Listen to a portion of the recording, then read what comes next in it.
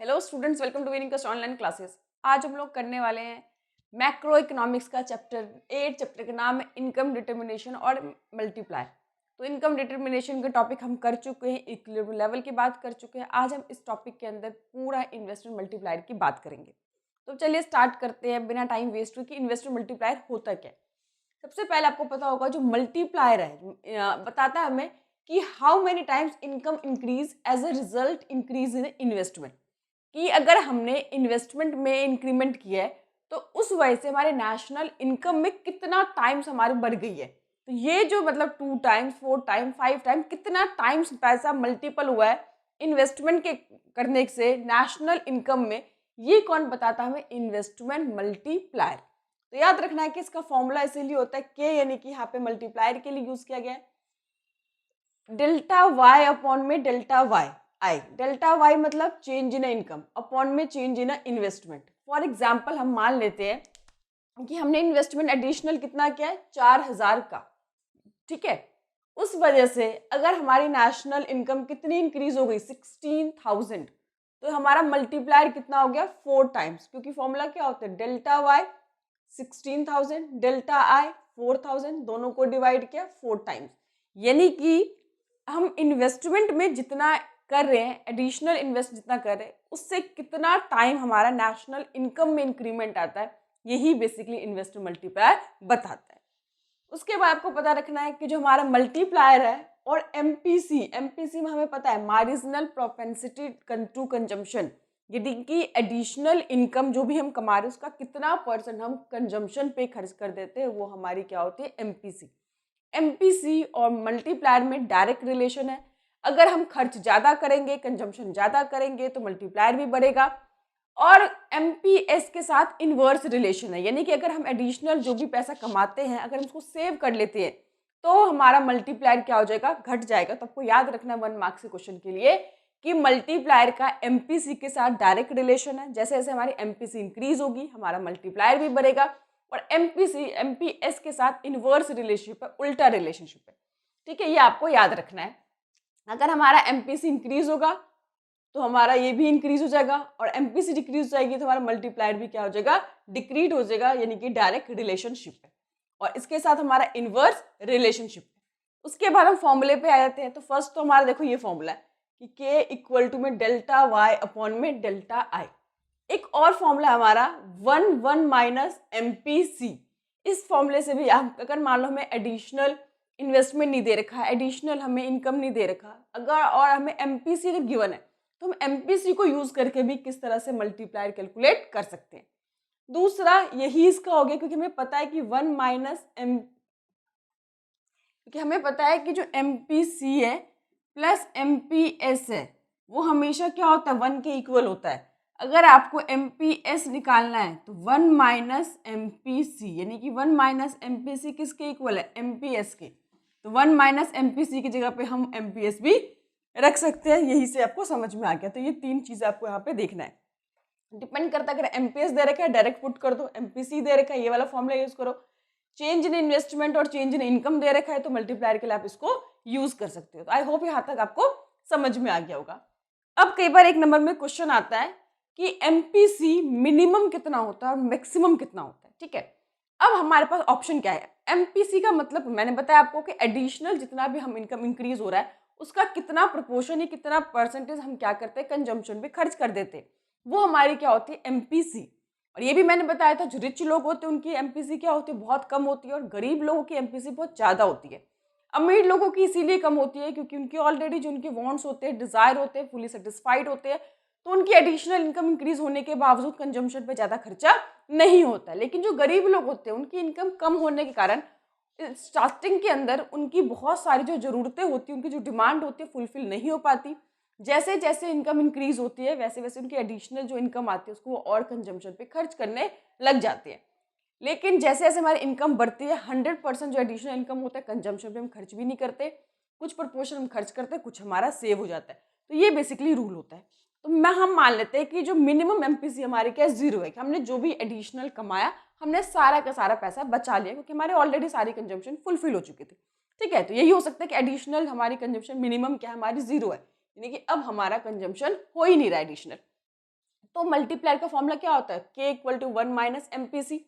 अब MPC हमारी कितनी है, 0, मिनिमम हमारी 0 हो सकती है, 0 से कम तो नहीं हो सकता। तो हमने क्या करा, 1 में से MPC हमारी 0 है, 0 माइनस कर देंगे तो क्या आ गया, 1 अपॉन में 1, ये सॉरी, तो क्या करेंगे हमने, MPC हमारा 1 माइनस MPC है, तो 1 में से माइनस करेंगे, क्या आ गया, 1 अपॉन में 1, यानी कि हमारी क्या आ गई, 1 आ गई। तो यानी कि अगर हमारी MPC अगर 0 होगा तो इन्वेस्टमेंट हमारी मल्टीप्लायर क्या होगा, हम मिनिमम 1, ध्यान रखना है आपको। अगर 0 MPC है तो उस कंडीशन में हमें सिंपल फॉर्मूला लगा दो, k इक्वल टू में 1 माइनस MPC, ठीक है, k इक्वल टू में 1 माइनस MPC हमारी 0 है, 1 अपॉन में 1 कट के क्या आ गया, 1, यानी कि अगर हमारी MPC 0 है तो मिनिमम मल्टीप्लायर कितना होगा, 1।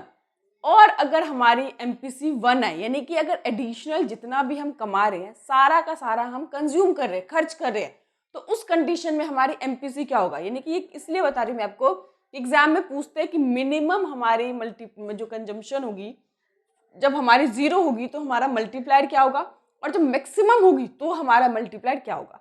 तो मिनिमम यानी कि 0 है तो हमारा मल्टीप्लायर कितना है, 1 है। और अगर हमारा MPC 1 है, एडिशनल जितना भी कमा रहे सारा का सारा खर्च करे, उस कंडीशन में हमारा मल्टीप्लायर कितना होगा, यहीं पे डाल के देख लेते हैं, k इक्वल टू में 1 माइनस MPC यानी कि 1 अपॉन में 0, किसी भी चीज को 0 से डिवाइड करते तो वो क्या होता है, इन्फिनिटी, यानी कि वो अनंत, इन्फिनिटी तक वो चला जाएगा। तो ये आपको याद रखना है, मिनिमम MPC 0, मैक्सिमम 1। मिनिमम अगर 0 MPC है तो उस टाइम मल्टीप्लायर हमारा 1 होगा, और मैक्सिमम MPC होगा तो मल्टीप्लायर हमारा इनफाइनिटी तक होता है। उसके बाद हमें पता ही है कि MPC और जो है MPS उन दोनों का सम ऑफ 1 होता है। अगर MPC आपको दे रखा हुआ तो MPS आप बहुत आराम से निकाल सकते हो, 1 में से MPC माइनस करोगे MPS आ जाएगा, 1 में से MPC माइनस करोगे MPS आ जाएगा।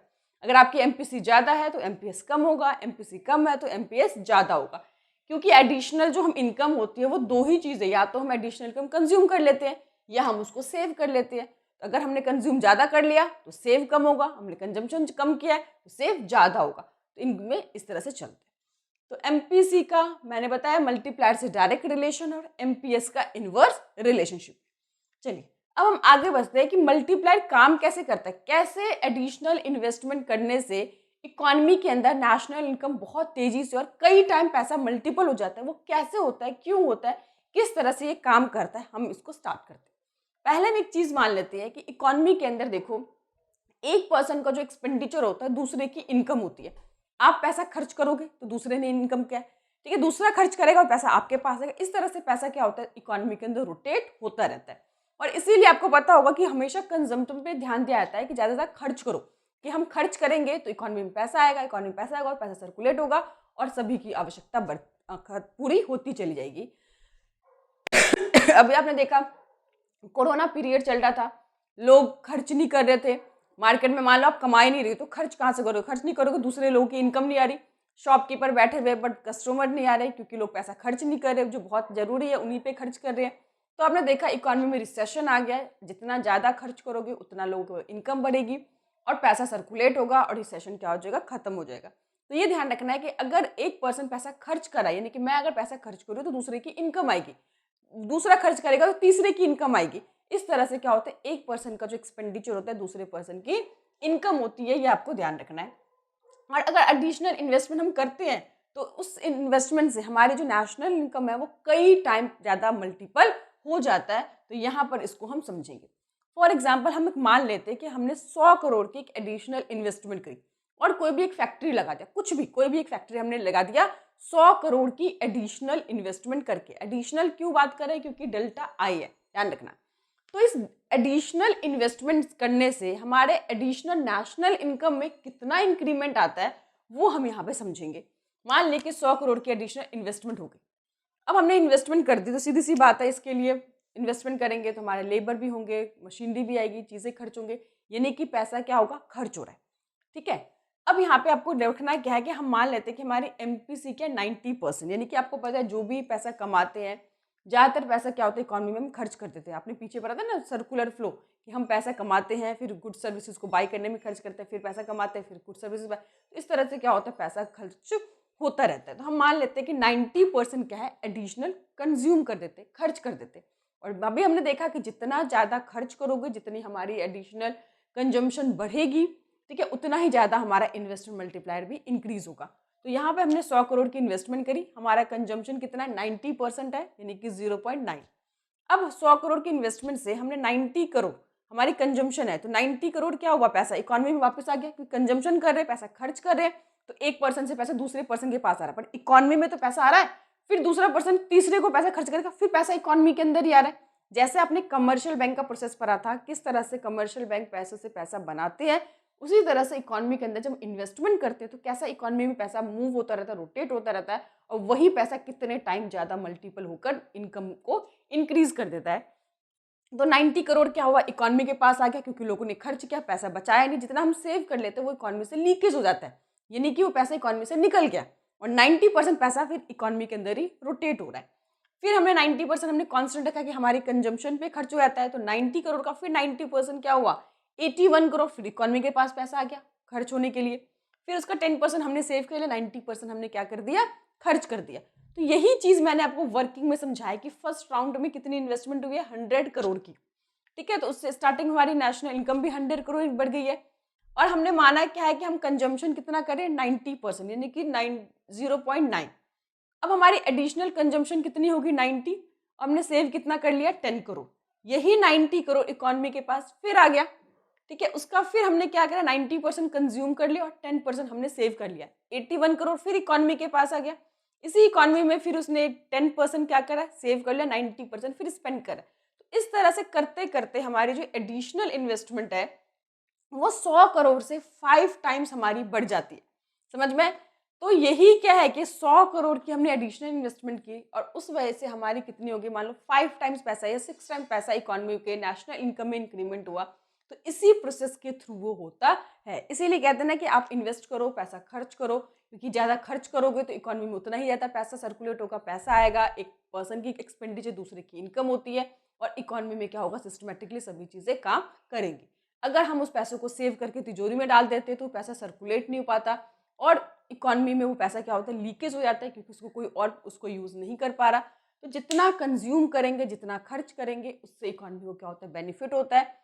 और आपको पता है इसीलिए फॉरेन कंट्री के अंदर जो इनकम अर्न करने और खर्च करने के बीच जो है टाइम लैग बहुत छोटा रखा है, वीकली वहाँ पे पेमेंट्स होती है, क्योंकि ऐसी साइकोलॉजी देखी गई है कि जितना खर्च करने और अर्न करने के बीच में टाइम गैप कम होगा, उतना ही लोग ज़्यादा से ज़्यादा कंज्यूम करेंगे। तो ये इस तरह से हमारी इकोनॉमी में काम करती है, ये आपको अच्छे से याद रखना है।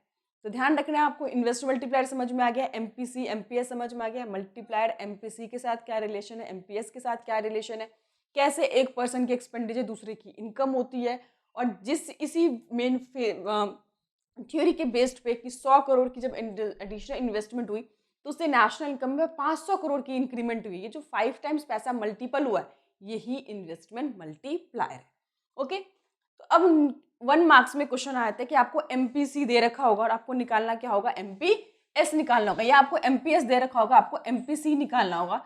ये क्वेश्चन 1 मार्क्स में आते हैं। और ये भी आपको याद रखना है कि अगर एमपीसी 0 है तो मल्टीप्लायर 1, और अगर एमपीसी 1 है, मैक्सिमम है, तो उस कंडीशन मल्टीप्लायर आपके इंडेफिनिटली होगा। अब यहाँ पे क्वेश्चन फर्स्ट है कि अगर मान लो आपको एमपीसी कितना दे रखा है, 0.75, और दूसरे में दे रखा है 0.90। अब आपको फाइंड क्या करना है, यहाँ पे के फाइंड करना है। सिंपल है, हमारा फॉर्मूला हमारे पास है 1 माइनस एमपीसी। एमपीसी दे रखा है, फॉर्मूले में है एमपीसी ही चाहिए, 1 माइनस 0.75, यानी कि 1 अपॉन में 0.25, ये हटा के ऊपर रख देते हैं 0, 25 बन जाए, 25 4 जाए, यानी कि 4 टाइम्स आपका आंसर आ गया मल्टीप्लाई। इसी तरह से अगर यहाँ पे एमपीसी अगर 0.9 है तो 1 माइनस 0.90, 1 अपॉन में माइनस करेंगे तो 0.10, ये ऊपर चला जाएगा, कितना आ जाएगा 10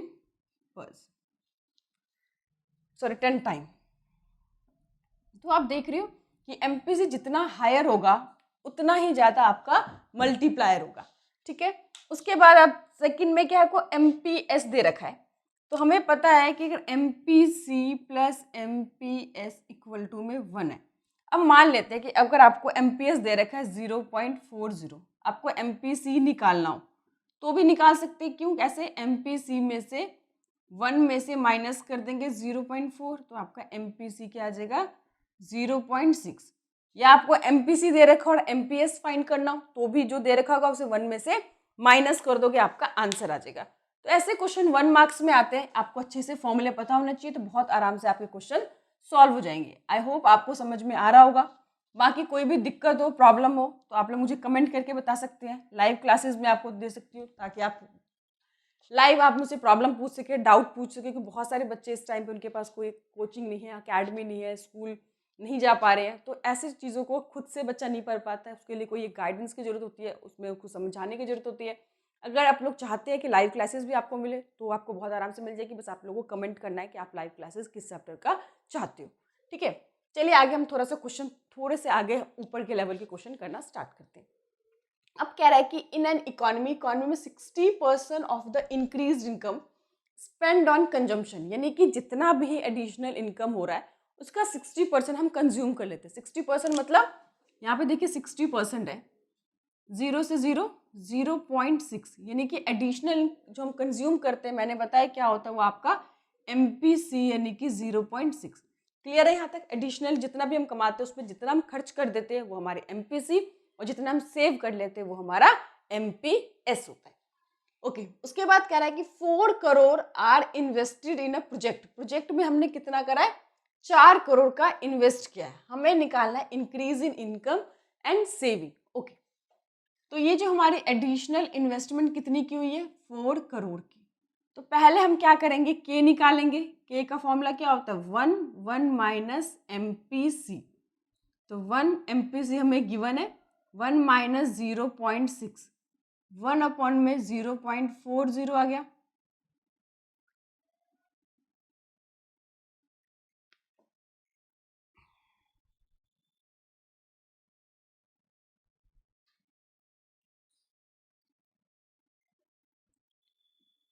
$2.5। आई होप आपको समझ में आ रहा होगा। क्या करना है आपको?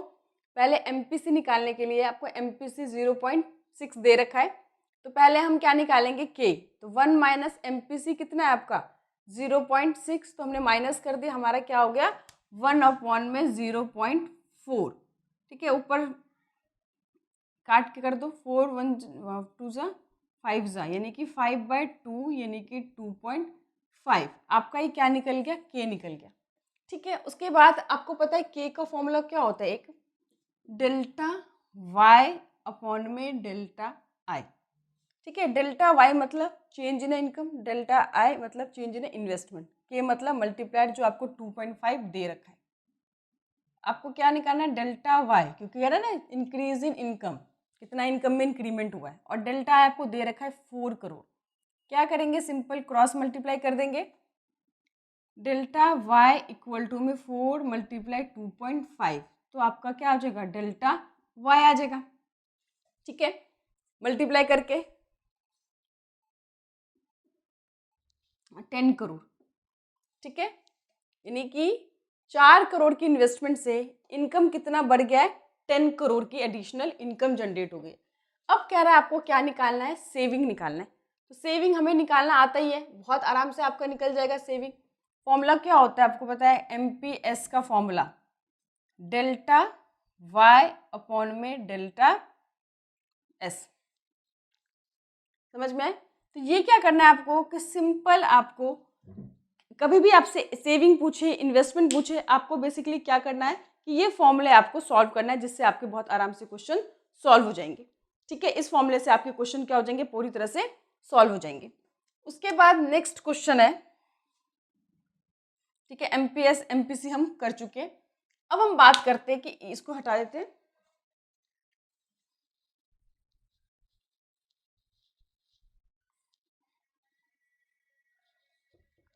नेक्स्ट क्वेश्चन है कि in economy the actual level of income, actual level income कितनी है? 500 करोड़ है, जबकि फुल एम्प्लॉयमेंट लेवल कितनी है? 800 करोड़। एक्चुअल में अभी कितना है? 500, और फुल एम्प्लॉयमेंट कितना है? 800। तो ये आपको याद रखना है कि अगर हम इंक्रीज निकालना है, इंक्रीज इन इनकम निकालना है, यानी कि डेल्टा वाई निकालना है, तो 800 माइनस 500 यानी कि आपकी 300 एडिशनल है। ठीक है, उसके बाद 1/4 of additional income is saved. Additional income का 1/4 हम सेव कर लेते हैं। ध्यान से देखिए, 1/4 का मतलब क्या हुआ, ये अगर इसको हम डिवाइड करेंगे तो हमें पता चल जाएगा कितना है। वैसे 25% 1/4 होता है, आपको पता है ये बात। 25% यानी कि 0.25, ये आपका क्या हो गया, एडिशनल इनकम, MPS। मैंने बताया था एडिशनल इनकम हम कंज्यूम कर लेते हैं, वो MPC होता है। और अगर एडिशनल इनकम को हम सेव कर लेते हैं तो हमारा क्या बन जाता है, वो MPS बन जाता है। Calculate increase in investment. Increase in investment निकालना है, यानी कि डेल्टा आई निकालना है आपको। And required full employment. ठीक है, तो सबसे पहले हमारा काम क्या होता है, के निकालना पड़ेगा। क्या निकालना पड़ेगा, के का फॉर्मूला क्या होता है, 1 माइनस MPC, या आपको पता है 1 MPS, क्योंकि 1 माइनस MPC MPS के बराबर होता है। यहाँ पे डायरेक्ट आपको MPS दे रखा है, आप MPC भी निकाल सकते थे, 1 में से माइनस कर दो तो आपका MPC आ जाएगा, या आप डायरेक्ट भी पुट कर सकते हो, 1/0.25, ऊपर डबल जीरो लग जाएगा, 25 1 जा 25 4 जा, यानी कि 4 टाइम्स क्या आ गया आपका, इन्वेस्टमेंट मल्टीप्लायर आ गया। ठीक है, अब हमें क्या निकालना है, इंक्रीज इन इन्वेस्टमेंट। तो पता है आपको के का फॉर्मूला क्या होता है, डेल्टा वाई अपॉन में डेल्टा आई। के आपने कैलकुलेट कर लिया 4, डेल्टा वाई कितना है आपका 300, और डेल्टा आई तो हमें कैलकुलेट करना है, क्रॉस मल्टीप्लाई कर दो, 4 डेल्टा आई इक्वल टू में 300, डेल्टा आई आपके ही रहेगा 300 अपॉन में 4, 2 150 75 करोड़। आई होप आपको समझ में आ गया होगा कि यानी कि सिंपली क्या करना है आपको, कि पहले आपको MPC या MPS दोनों में से एक कोई ना कोई गिवन होगा, तो पहला स्टेप क्या होगा, आपको हमेशा इन्वेस्टमेंट मल्टीप्लायर निकालने का। उसके बाद सेकंड क्वेश्चन में आपको दोनों में से कोई ना कोई एक चीज़ गिवन होगी, कि एडिशनल या तो आपको इनकम दे रखा होगा या एडिशनल इन्वेस्टमेंट दे रखा होगा। मल्टीप्लायर आप फर्स्ट स्टेप में कैलकुलेट करोगे, वो यहाँ पे रख दोगे, इन दोनों में से कोई एक चीज़ गिवन होगी वो रख दोगे, दूसरे क्रॉस मल्टीप्लाई करके आपका आंसर आ जाएगा। तो इस तरह के बहुत ही इजीली क्वेश्चन आप लोगों से सॉल्व हो जाएंगे। बाकी आगे के जो क्वेश्चंस है वो मैं लाइव होके कराऊंगी, ताकि आप लोगों को और अच्छे से क्लियर हो जाए। कोई भी डाउट हो, कोई भी प्रॉब्लम हो, आप लोग मुझे कमेंट कर सकते हैं। Thank you.